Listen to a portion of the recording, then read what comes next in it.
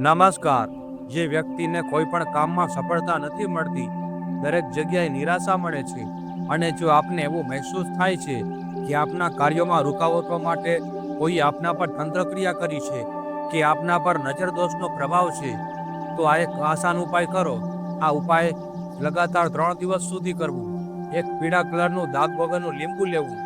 એ લીંબુને રાત્રે આપના તકિયા નીચે રાખીને સૂઈ જવું।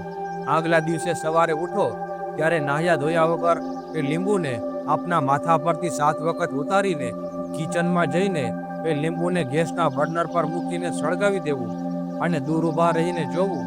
જો પહેલા દિવસે લીંબુ ફાટી જાય તો સમજવું કે એ વ્યક્તિ પર ભારે નજરદોષનો પ્રભાવ હતો। આ ઉપાય 3 દિવસ સુધી કર્યા બાદ આપને જોવા મળશે કે વ્યક્તિના કાર્યોમાં આવતી બાધાઓ દૂર થઈ જશે, રૂકાવટો નહીં આવે અને કાર્યોમાં સફળતા મળવા લાગશે। એ વ્યક્તિને હળવાશનો અનુભવ થશે, કોઈ પણ કામમાં મન નહોતું લાગતું, જીવનમાં દરિદ્રતા હતી, એ સમસ્યાનું હંમેશા માટે નિવારણ થઈ જશે।